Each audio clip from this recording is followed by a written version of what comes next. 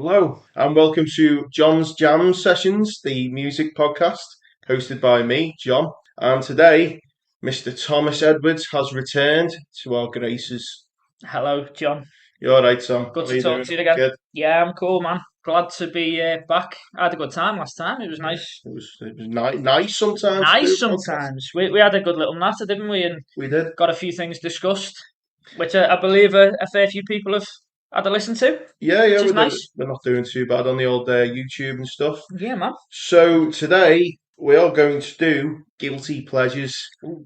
So should we kind of get into kind of what we perceive as guilty pleasures and I, stuff like that? I feel like it's kind of a touchy subject, isn't it? Because guilty pleasures in like a lot of areas is acceptable. Musically, I feel like there's a very elitist mindset, and I think we kind of touched on it last time, like with the heavy metal community is very sort of like protective of their circle, and I feel like there's a lot of there's certain bands that or artists that you can't really mention in certain circles, and Yeah. it's controversial, and I'd like to explore why to some degree, but then there's also a part of me that I don't believe there are guilty pleasures. You should enjoy what you enjoy. There should be no gatekeeping of any capacity. If you enjoy something, why would you be embarrassed about that? Yeah, But I feel like the choices I've made here are things that I would say personally are. I don't feel guilty for them, but I feel socially and culturally they are considered more guilty than other artists. yeah, I agree. I think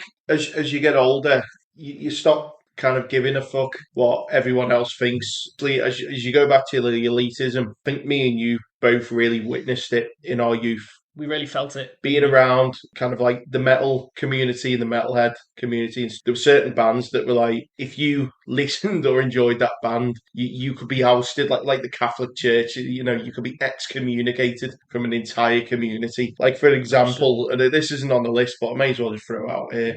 My Chemical Romance. Now, everyone nowadays is more than happy to admit that they love My Chemical Romance. They're adored and pretty much known as a legendary band. But back during their heyday, during especially Black Parade and stuff like that, to a lot of people, they were considered like if you listen to them, you would be basically ostracized for it, like Especially, like I was.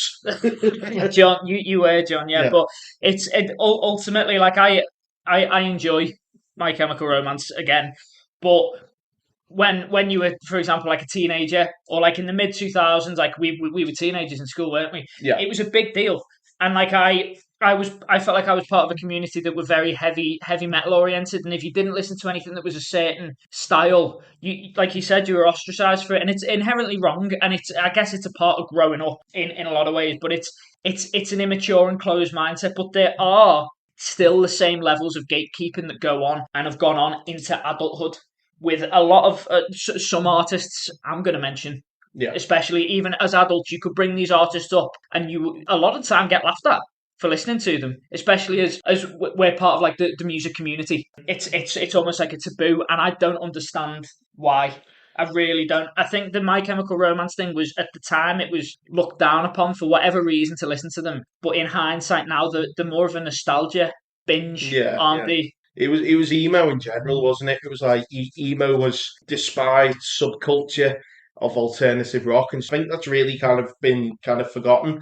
I think My Chemical Romance played Download Festival in like 2007, and they were like booed and bottled, and Yeah, I there is remember that. footage of Yeah. it. They were not welcomed, and they kind of branched out into their own kind of thing altogether. But to go back, when I think about like guilty pleasures in kind of like the lens that I think about it now as an adult rather than back then, I kind of think of music that I would, if I was listening to it around people, I would probably get a bit embarrassed, and I'd probably be like, I'm well aware that this music is not exactly brilliant or amazing or sometimes even good to an extent, and I've got some other kind of themes and subjects that I'm going to get into when we get into it. So I think we'll kind of just let it speak for itself as we kind of get into our list. Yeah, yeah. So do you wanna start us off? Okay, I'll start off by I'll drop kind of it's sort of a genre of music,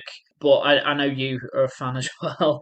I'm a sucker for a good love song, and I always have been. Pulls on the heartstrings, and things like big, booming, emotional songs. Now, I remember I'm going to point out a specific moment from our teenage years of when we would be in a car, and for example, we drive to Tesco, and we would have Celine Dion, My Heart Will Go On, booming at the Yeah. top of the speakers, because we were all friends, we were all looking at each other going, socially, this is not acceptable for a group of teenage lads to Yeah. listen to. However, every single one of us was like, that's a fucking banging song. And we think that song is fantastic. And it is, it's epic. You can't deny it. But love songs in general, from my point of view, hit the heartstrings, really get you. So, for example, I've got a few examples of specific love songs. A lot of Bee Gees stuff is amazing. And I know Bee Gees aren't seen as taboo because musically they're phenomenal. Yeah. Big one, I know I mentioned last time I was on the podcast, I brought Taylor Swift up. The song Love Story by Taylor Swift. I think that's a fantastic song. Yeah. And that gets me every time. And I'm not ashamed to admit that. But should that be considered a guilty pleasure? Probably. That's why I've brought it up. Yeah, yeah. Should love songs be considered a guilty pleasure? I think kind of like the soppiness and the over emotion of it and stuff. I think sometimes music's a very personal thing and everyone experiences it personally. However, it's also an extremely social thing. So when in a social situation, this song that you love to listen to when you're feeling a bit weepy and a bit of a hopeless romantic, and you don't really want to expose that to whatever social group you're around with. And I think it comes down to social norms and I feel like it kind of comes down to your demographic as well. I feel like if it was a group, and this is going to sound not great, but if you're a group of say middle-aged women listening to love songs, I feel like that is way more socially acceptable yeah, than it's being expected. like we were a group of teenage lads listening to, for example, like I don't know, like I said, like "How Deep Is Your Love" by the Bee Gees, and fully appreciating it and fully loving it. I think the kind of funny thing about it was it was always put on as a joke, but it was all like we were all sat there and we were all Loving it. enjoying it. We were But it vibing was it, man. all kind of like laughing, going, how funny is this? We're playing this song. But deep down, you're there behind the wheel and you're like, yeah, This is this a is jam. great. This, yeah. Yeah, man, absolutely. It's. I feel like it's more of a male taboo. The love song thing. People that know me well know that I'm a sucker for love songs. People that know you well, John, Oh, yeah. also know you're a mad sucker for love songs as well. So Um, there's. I thought that'd be a good one to start on because we yeah. can kind of relate to it I, mutually. I like more like sad love songs rather than happy celebrate Yeah. love songs. But as we're on the subject of kind of gender and smashing down the barriers of gender norms, Go. I'm gonna go with my first pick, and it's Cyndi Lauper's "Girls Just Want to Have Fun." I A great song. I I can't deny that. I fucking love that song. Whenever it comes on, I just the adrenaline and the dopamine in my body just all rushes up. Now, why is it a guilty pleasure? Again, getting into it at the end of the day, there's no real reason for it to actually be a guilty pleasure. But if I'm in the car giving someone from work a lift home, and that song was, I see that the name of that song pop up on my car. I'm gonna press that skip button as fast as I fucking can. Unless I'm in the car as well. Yeah, But obviously, if it's people yeah, but like that's what I mean. Like, for people you're not too familiar with, yeah, it's definitely a conversation starter, isn't it? Or potentially one you want to avoid. But yeah, is it the synth when it first comes in? The dun, dun, dun, it's everything about it. it's a very 80s It produced song, isn't it? encapsulates the 80s perfectly, doesn't it? Like Yeah, everything about it just screams it's very of the the time. 80s. It's a great song. I love it to bits, me. Was there ever any debate? Did anyone disagree that girls maybe potentially don't just want to have fun and want to do other things instead? Or was it pretty conclusive that girls do just want that? I don't know how to answer. Different story for a Yeah. different day. Do you want to hit us with one then? Go on. Right, next one. It's kind of in the same vein again. Threw Taylor at you last time. One of my favourite, really, really guilty songs that I love listening to, and more importantly, I like playing it as well on guitar because it's really easy. It's a four chord wonder, as are most of the best love songs, by the way. Is Ronan Keating's "When You Say Nothing at All"? Remember the music video where he sat on the park bench You I say don't know it that song. best when you say nothing at all. Remember that one? Oh yeah, Yeah, man. vaguely, It was. vaguely, I yeah, believe it was late '90s or early yeah. 2000s. I was at the. It was the big boom of like I think Boyzone had split up and Ronan Keating was like doing his solo stuff as the leader.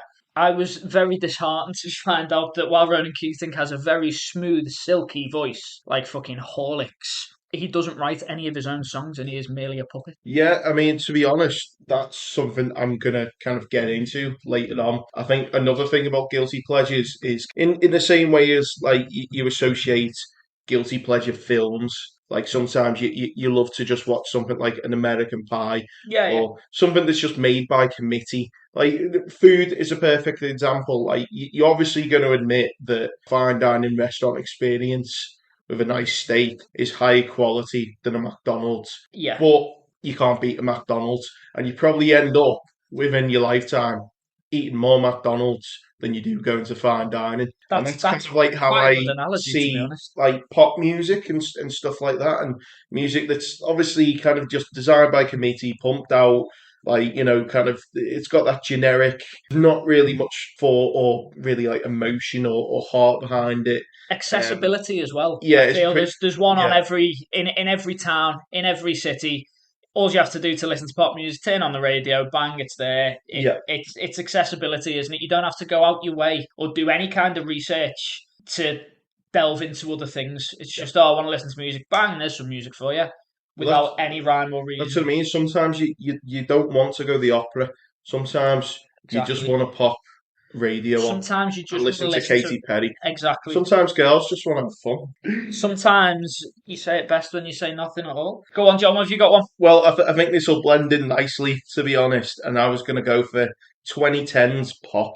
And there's one artist in particular. I just kind of think I love that era of that early decade of the 2010s where you had these like banging pop anthems like Nicki Minaj's Starships. And a lot of it comes from nostalgia because it was the stuff that was getting played like on the radio at the time, on the music channels at the time, and in the clubs at the time. Enrique Iglesias is, oh, what's it called? Hero. No, not Hero. Oh, The dancey one that came out. the ping pong song was it? The ping pong song's definitely one, but the one I'm thinking of, and I can't believe it. It's the one with Pitbull. Oh, and yeah, I don't know the song, I but I can't know believe I forgot it now I can because see it. it's recently like come up on TikTok a lot as a bit of a trend. Like a lot of young people have caught on to it. Was it Fuck it. Baby I Like It? That's the one, Yeah, yeah, baby, yeah, like yeah, it that's the one. when you walk on the floor. And Pitbull's just there going, yeah, come on, Let's go, yeah. go, go. This club is on fire.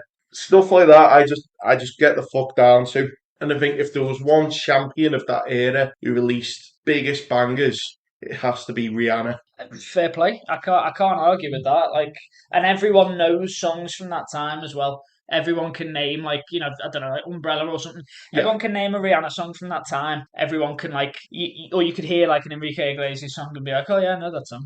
yeah. I know that song. It was just that kind of that fun, like joyous, just had It such was a really feel about catchy. it on in that era. And I feel like pop music now is really in a bit of a slump at the moment. Like there's a lot of music that is coming out at the moment. And I know this is something like everyone goes on, oh music nowadays shit. Like, but in work I have to like endure pop music on the radio. I was gonna say, And is it when you say pop music, are you referring to like chart music? I'm Yeah, talking to chart. I'm talking about like top 40 and stuff like yeah, that. And I feel like we've left behind the Rihannas and the Lady Gagas and the fun, joyous, poppy stuff. yeah. And it's now this doom and gloom, this like Lewis Capaldi and just this real misery, sloggy, horrible drone and piano chord music. Billie And it's like Eilish as well. Billie Very Eilish, that's it. very low. Adele. Yeah, Very yeah, very moody. yeah. And like Cindy Lauper said, sometimes, girls just want to have fun.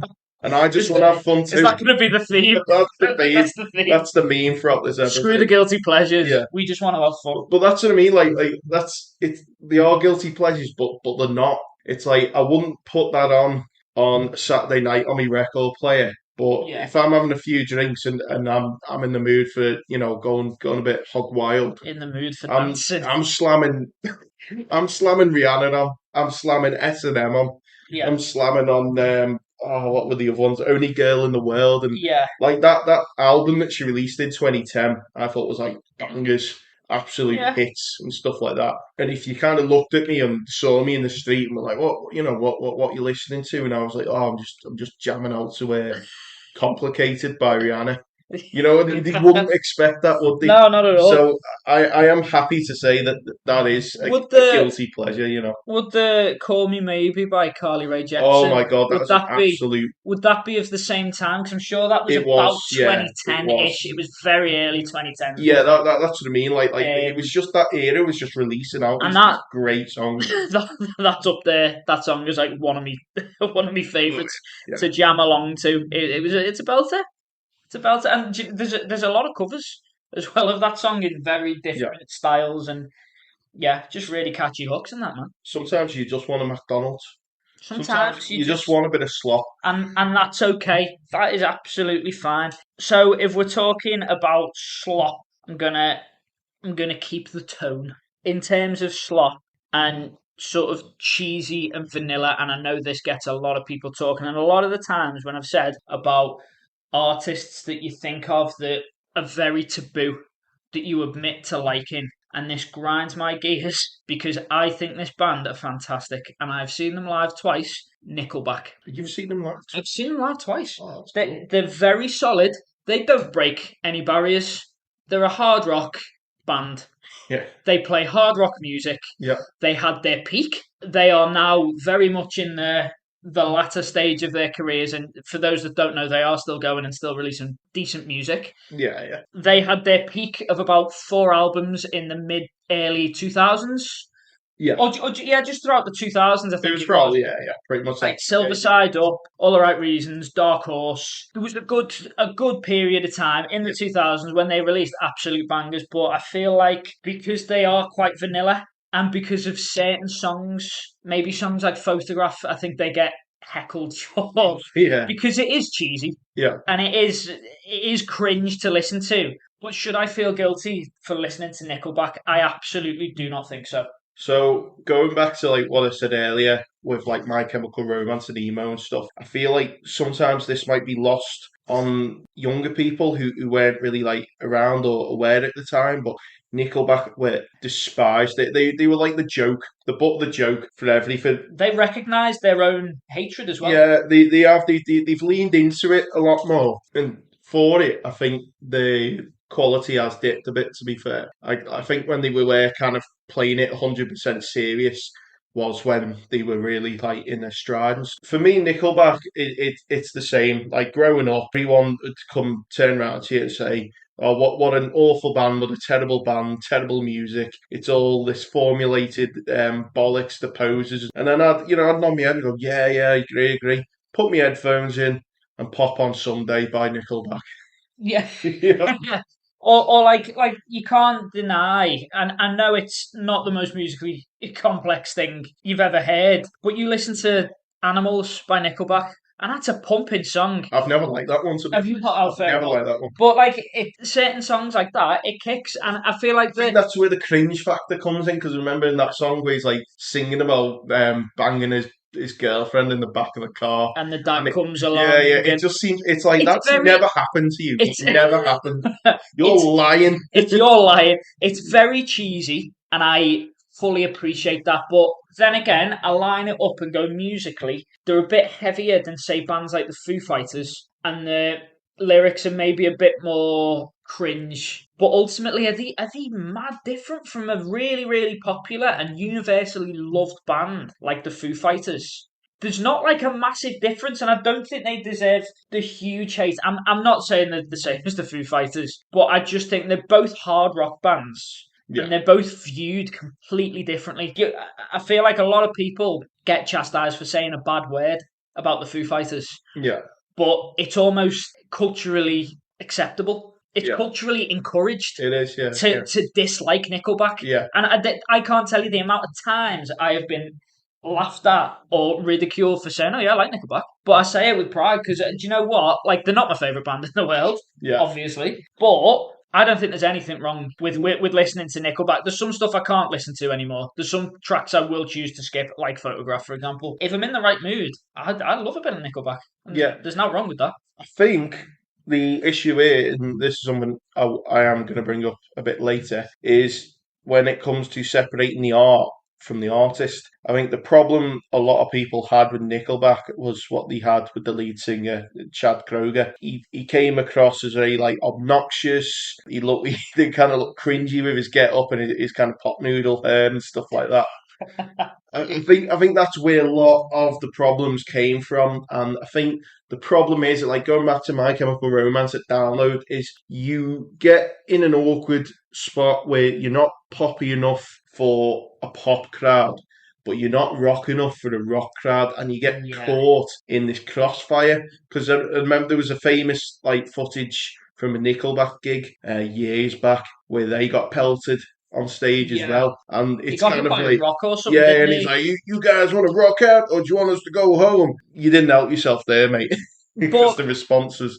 But I yeah, I get I think get what you mean by the middle ground though. Like maybe Nickelback's hate is because they changed their style slightly and went a bit more pop rock to appeal to a wider audience. I And do you think think that's why they got chastised? Because the Silver Side Up album doesn't really sound too similar to like say Dark Horse. I think Like there was a yeah, change. I think people were just a bit too onto what they were doing. I think it's out there and it's pretty public knowledge that Chad Kroger openly admitted that he studied popular music and best-selling music, and he basically just gathered it all and incorporated it into his music. Which in theory is I guess is a form of selling out, isn't it? Yeah, I think that's it, and Which that's a I whole I hate can of that. worms. I Yeah, hate that yeah, term in general. I really hate that term. yeah. But It's an it is entire what can it of is, worms, and that, isn't it? Yeah, it does alienate your core fan base that you've built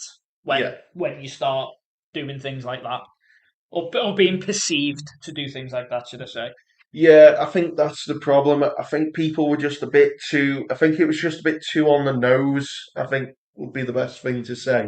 Yeah, It was a bit too kind of yeah, you're hamming it up a bit, and it didn't feel genuine or honest. It was just like we're making consumable food again. It's the McDonald's, and to me that's fine because, as I say, we all enjoy a bit of fast food. We all yeah, enjoy a bit of stuff that not everything has to be like sophisticated or deeply thought out or have this really strong message. And I think that's what pop music is great for. But again, I think they just got caught in the crossfires of they're a rock band that are too heavy for people who enjoy top 40 hits radio, yeah, and they were too poppy and too mainstream, so to say, for the alternative rock gang. yeah, I think dads and boomers hadn't really clocked onto them yet, yeah, because I think their music caters more to them than it would to our generation. And I think it was just a bit of a, caught in a hard place with them, yeah. really. And I get that. Fascinating topic, though. It is. Nickelback. You could talk a long time about it. They had a formula. They still have a formula. Like what they do is what they do. You listen to Nickelback, you know what you're gonna get. Feed the Machine, which is one of their more recent songs from Yeah, either an album or two ago. That goes hard, that, I'm not going to lie. they've got some bangers, man. They Yeah. really do. So you ready for my next pick? We're getting more modern now. The song's by Machine Gun Kelly Okay, and Willow Smith, okay. daughter of Will Smith. Yep, I am aware. G.I. Jane 2, can't wait to see it. Okay.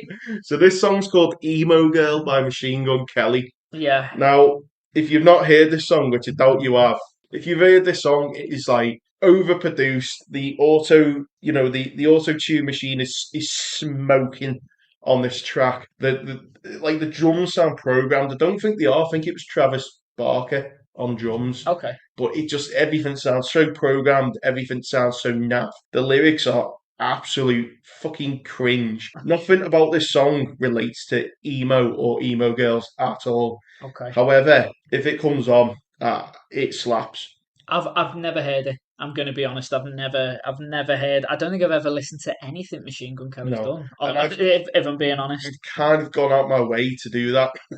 But I've this song at some point landed on my lap, yeah. and I ate it up. I love it. There's just something so catchy about it and stuff like that. And it's It's fair. like going back to the whole concept of guilty pleasures. Like you do feel bad to an extent for enjoying it.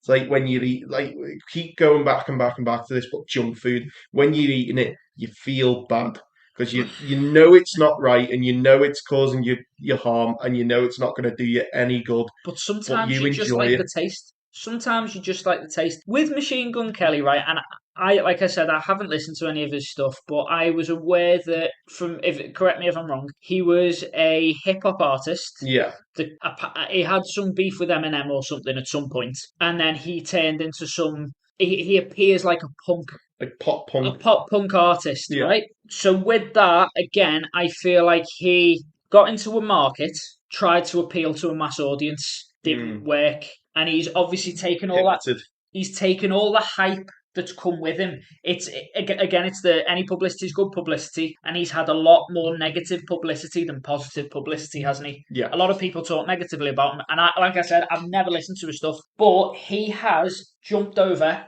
to this pop punk realm again, where he is, I'm assuming, by a lot of the core audience, has not been accepted by the pop punk audience.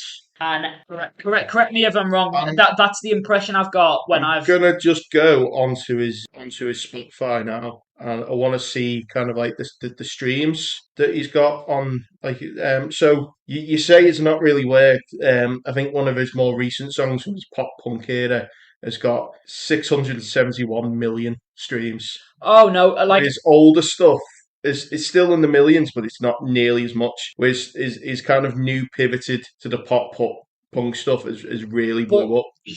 So he looks the part of pop punk.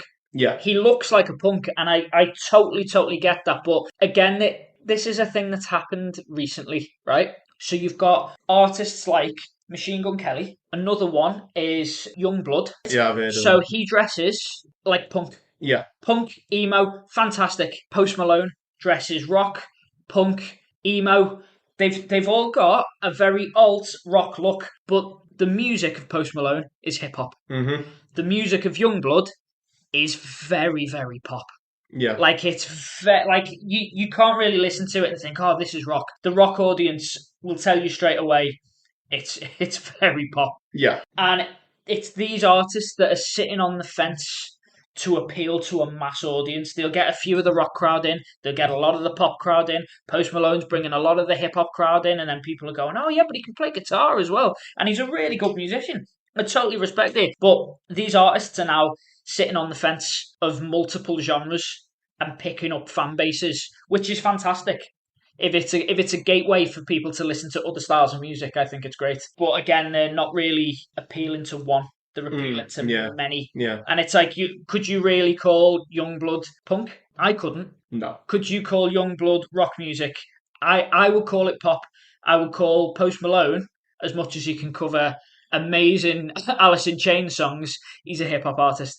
Yeah. He's not a rock artist, and not with the stuff he's done up to this point. Anyway, Yeah, yeah, I agree on that. Yeah, it's all very. I think it gets to a point where you've got to admit that you're kind of out the loop a bit. yeah, I'm more than happy absolutely. to admit I'm out the loop. I really kind of don't get a lot of these like more modern artists and how they incorporate the elements of rock. I think it's a bit more of a fashion trend rather than the actual sound. I can They're see.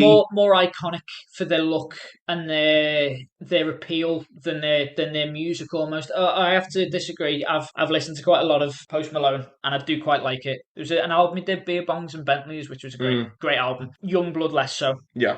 Machine Gun Kelly, like I've said, I couldn't tell you anything he's done. Well, I'll recommend Emo Girl featuring Willow Smith. Fantastic. Send it over, All man. right. Do Send you want it to hit over. us with your next one? So, in terms of guilty pleasures, again, it's more when I'm introducing or if an audience that aren't too familiar with, like, say, me as a person. I couldn't just whip on, say, for example, One Nation Under a Groove by Funkadelic on. Hmm. Like the old school funk or like Bootsy Collins, Larry Graham. It's really cheesy. Yeah. It's 70s funk. It's fucking amazing. But it's one of those that someone you didn't know was sat in the car with you and you put it on, they'd be like, what the fuck is this? Yeah, yeah, Like, and it's not music that is appealing to a wide audience. yeah, And it would be regarded as a guilty pleasure. That's just my opinion on it. As much as I love it and it's some of my favourite stuff, I feel like it is considered a guilty pleasure.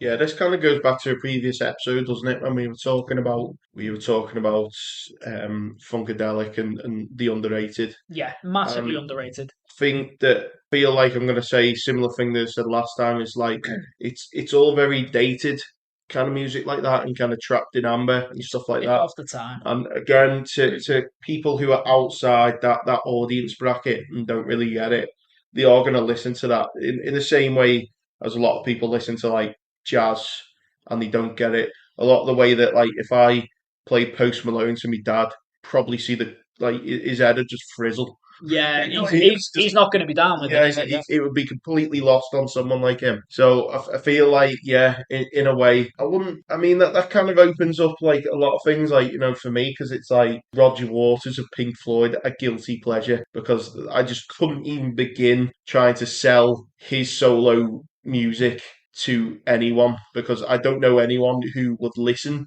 to that kind of music besides yeah, myself and obviously other fans of Pink Floyd yeah. and their solo projects and I think like obviously on the point of guilty pleasures, like I've said several times now, I don't believe that you should really have guilty pleasures, but I understand why socially and culturally people do. It's subjective. No matter what, it's subjective. Like your opinion is your opinion. Other people's opinion of what's guilty may not be your opinion of what you find guilty. yeah, It's everything is subjective. it is. Yeah, it is. So I'm going to get into on my end some more like heavier kind of existential kind of ideas of guilty pleasures. Go on. I think some of these are very like hot button issues at the moment. I think they're very like cultural issues at the moment. AI music, Okay. AI generated music. Yeah. Now, there's a lot of it going around on like TikTok and Twitter and stuff like that. And for the most part, everything I've seen of it is played for comedy and comedic effect. Yeah. It's SpongeBob singing "How You Remind Me" by I've Nickelback. seen like Homer Simpson It's ones Homer before too. Yeah. Simpson singing "A Thousand Miles." I quite enjoy it. I enjoy it on a comedic level, but I will find myself like kind of mesmerized and like sat there and listen to it a bit. But there's Taylor Swift's releasing an album. It'll be the week before this is released. I will listen to it. But on the lead up to that, there was like this snippet of a supposed snippet of one of the songs, and it turned out it was AI generated and it was only like a 30-second snippet, but it fucking slapped, man. It sounded great, and it's gotten to people's heads, and they're saying now, going, this song better sound just as good, or if not better, than this AI generated version of the song. And I kind of think about that, and it makes me wonder. And I think eventually we're gonna get to a point where AI music can outdo the music that it's impersonating of the artists will one day outdo what the artists put out. Now, that is a very controversial thing at the moment, and I think people are worried about that. And obviously, there's the argument that AI doesn't have a soul, AI isn't human.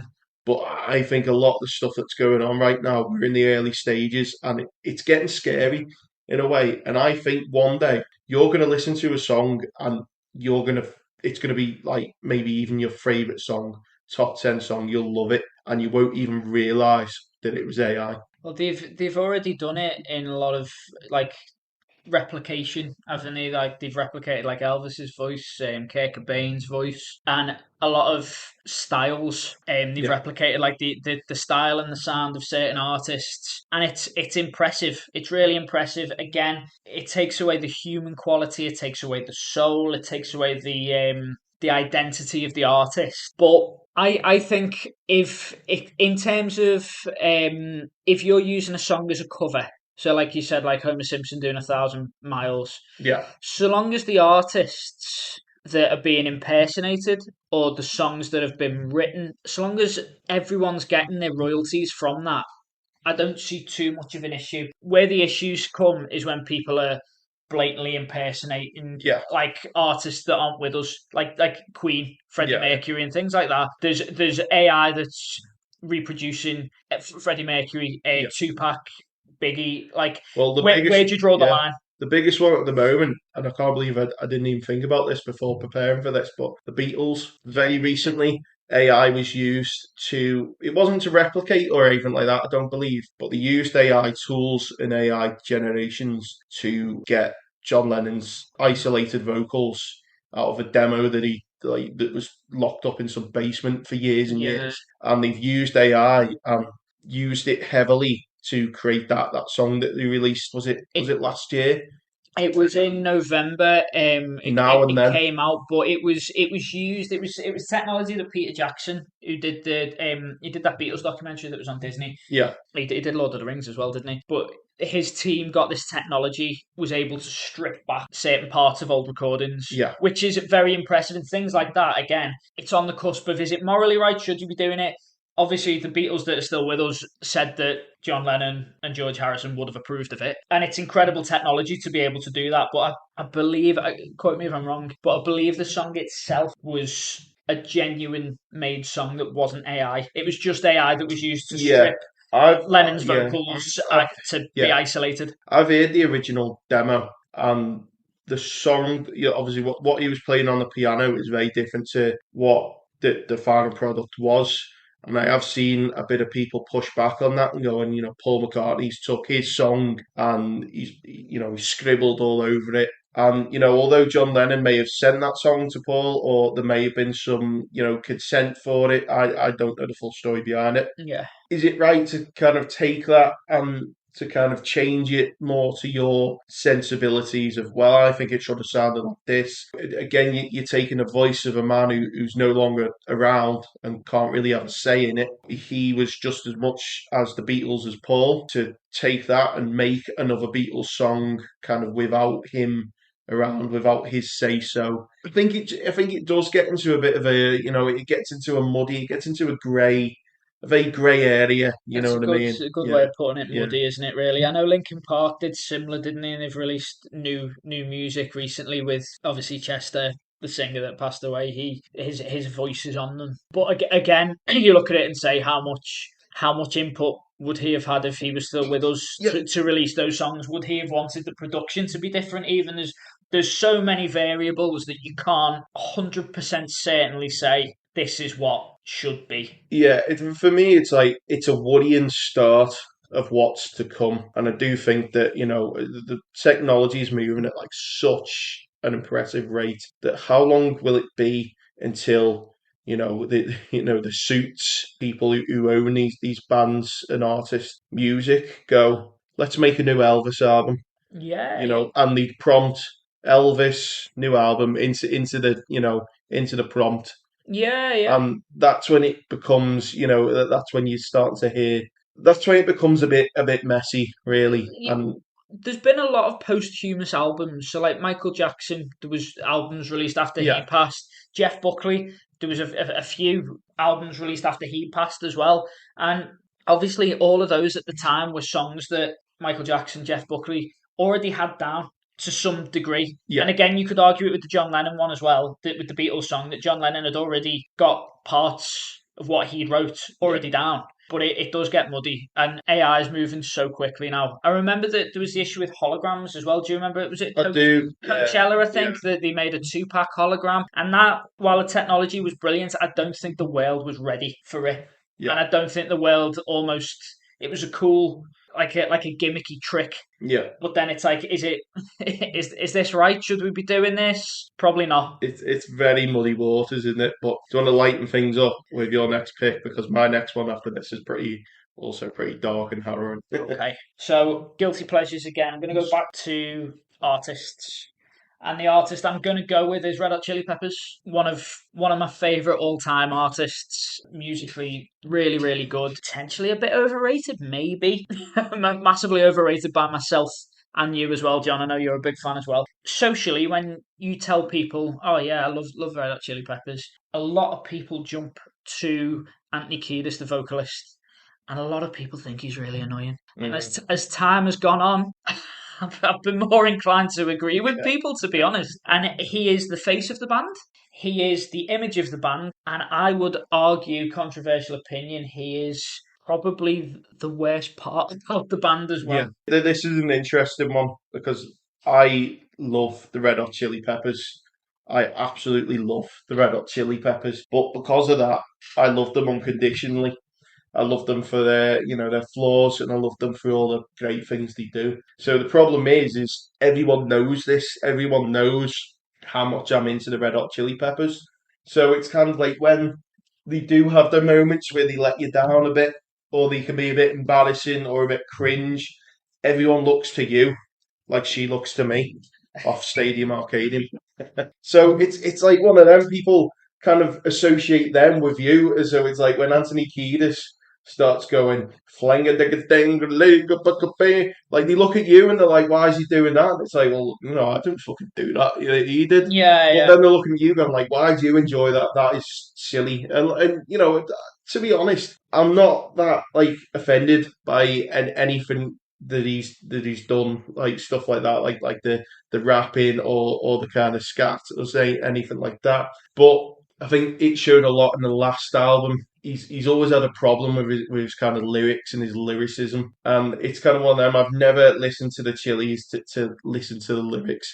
Yeah. I'm listening to the music. I'm listening to all the elements involved, and I think Kiedis, although his lyrics aren't great, I think his voice is great, and I think his harmonies, his melodies, all that is great. But sometimes you sat there and he starts going on about lizards, and spider webs, and Happy Meals for two, Lions and and the the cheetahs. lions and the cheetahs, and he starts going into spoken word poetry. And if you have company, you will It's a bit cringe, isn't it? crawl into yourself a bit. Yeah. Like we were talking before about the album One Hot Minute, which is a very Yeah. kind of hot or cold album in a lot of people's opinions. There's moments in that where I do crawl inside my own body, and I'm like, oh, this, why are you doing that?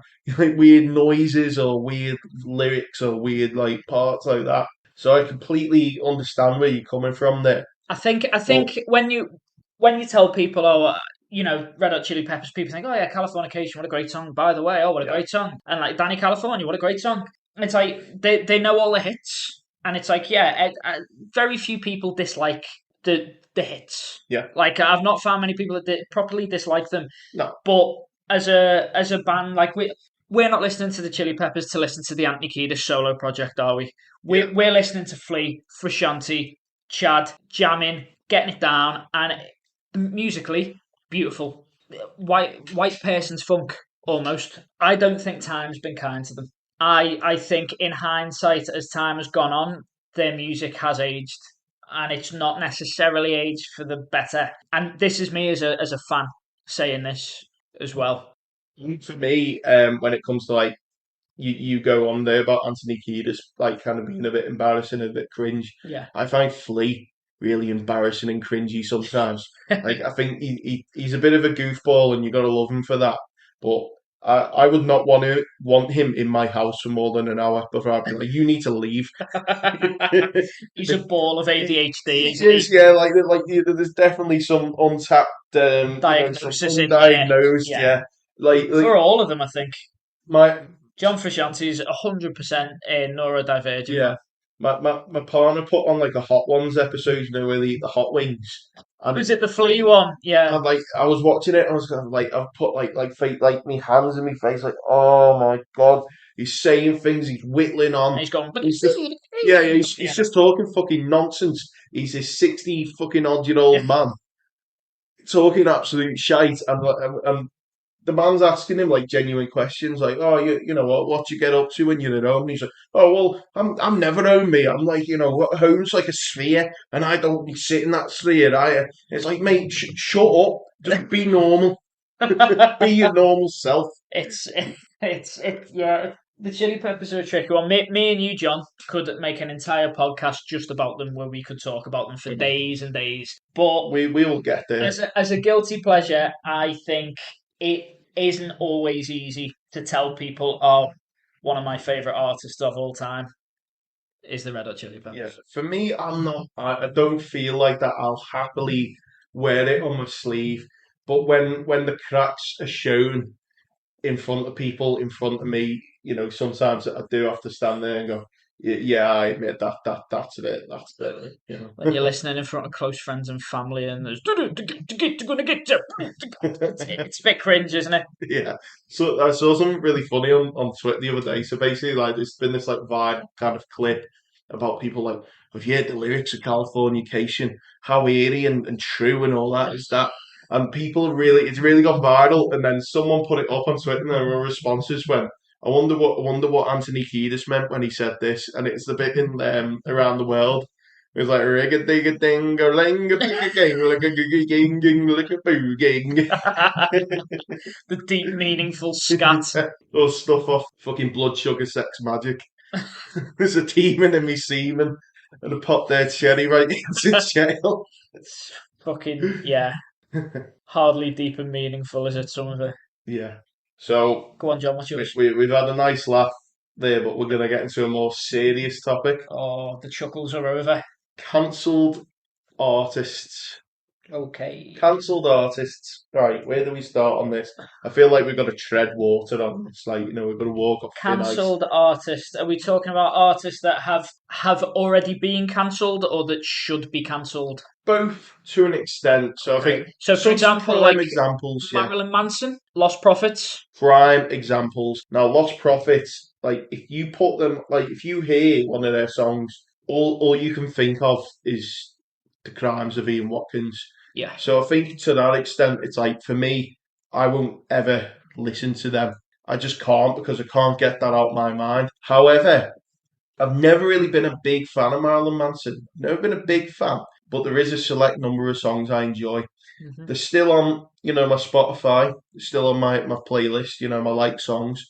Them songs come on and I listen to them and I still enjoy them. It still is in the back of your mind that it's like this is problem and this is someone who's done bad things. I mean, allegedly, because still as of yet, nothing legally has actually kind of come through Not on about these Marilyn things. Manson anyway. But it's kind of like I'm still kind of supporting these people in a way. Another one is Kanye West.